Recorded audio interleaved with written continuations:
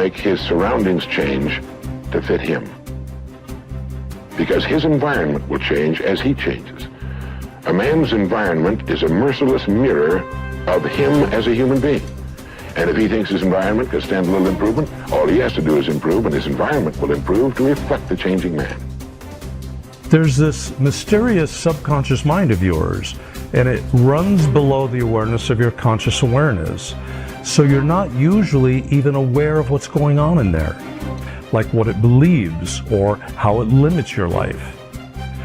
The reason it is so powerful is because it stores all of your memories, all of your feelings and emotions, and most importantly, all the limiting beliefs you've acquired since you were born. You need to understand the subconscious mind of yours. Your subconscious mind rules your life.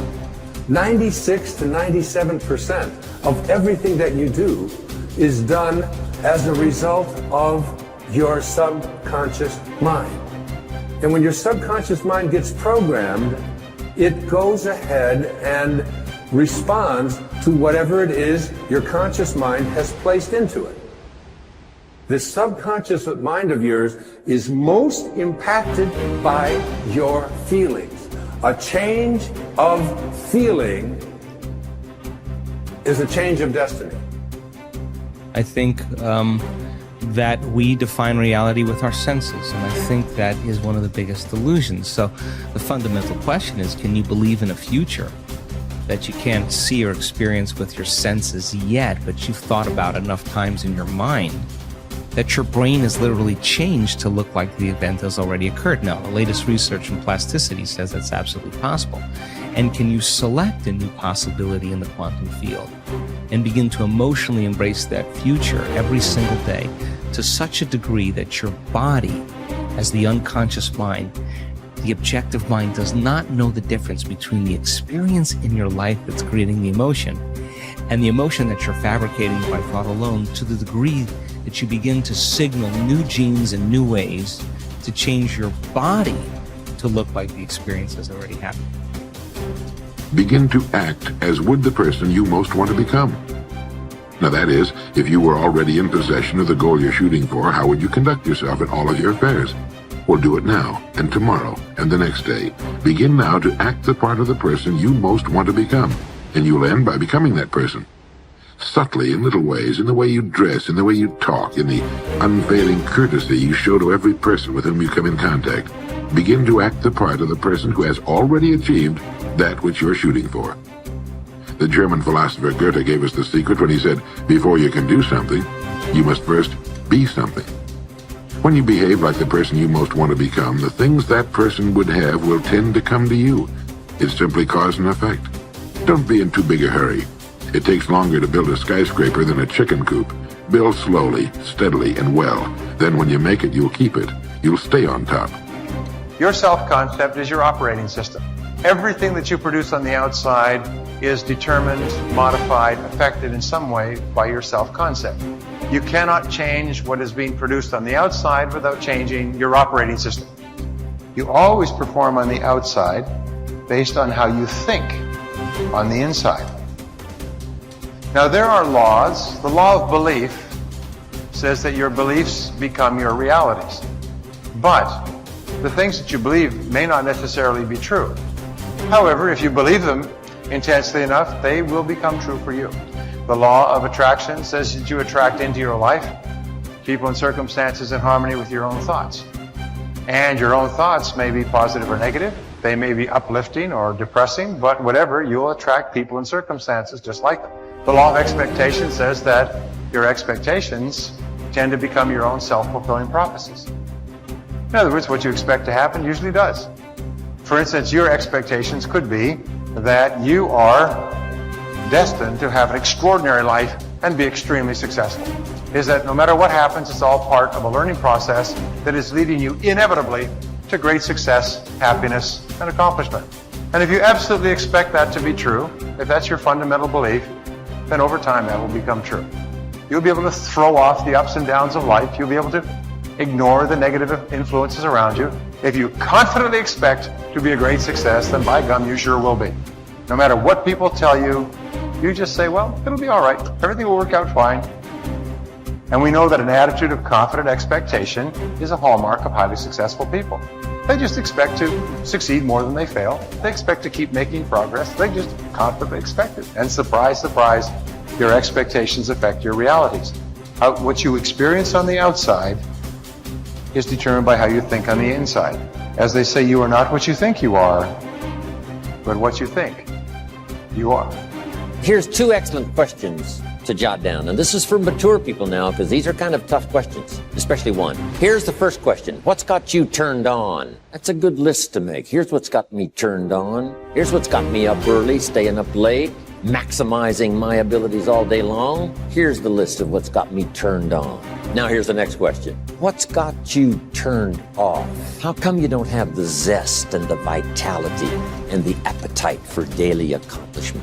I started making a list of the things that had me turned off. And once I got that settled and then started making a list of what had me turned on and what would turn me on in the future, my life has never been the same. It was like a revolution, a personal revolution, a 180-degree turn. I can't say it strong enough. It's easy to get lazy in designing the day and designing the year and designing the future and designing what you want to accomplish and just cross your fingers and hope it'll all work out, that the favorable winds will blow it all your way. I'm telling you, it's not going to happen. So this is part of the exercise. It's just, buckling down, making this list. And you got to continue this long after we've, turned out the lights and we've all gone home.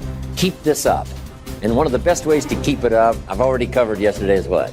Teach it. Key is to teach it. Jan was right. You don't need recognition. Just go give everybody you can think of that deserves it recognition. And your own self-satisfaction is recognition. Now, if they never put a crown on your head, who cares? One of the great rules, by the way, one of the most important of all principles, is to challenge your self-limiting beliefs.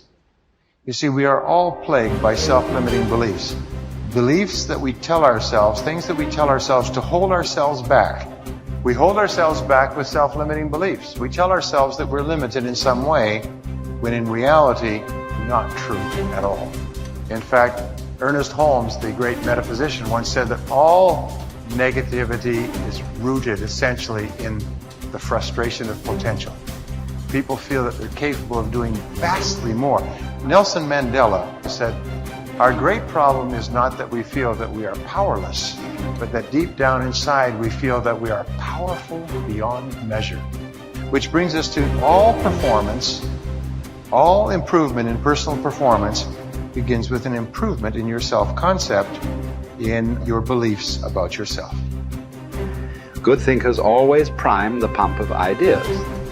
They always look for things to get the thinking process started, because what you put in always impacts what comes out.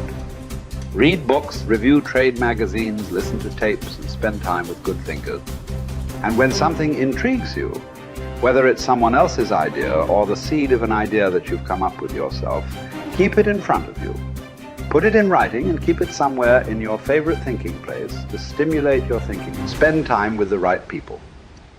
As I worked on this section and bounced my ideas off of some key people so that my thoughts would be stretched, I realized something about myself. All of the people in my life whom I consider to be close friends or colleagues are thinkers. Now, I love all people. I try to be kind to everyone I meet, and I desire to add value to as many people as I can through conferences, books, audio lessons, etc.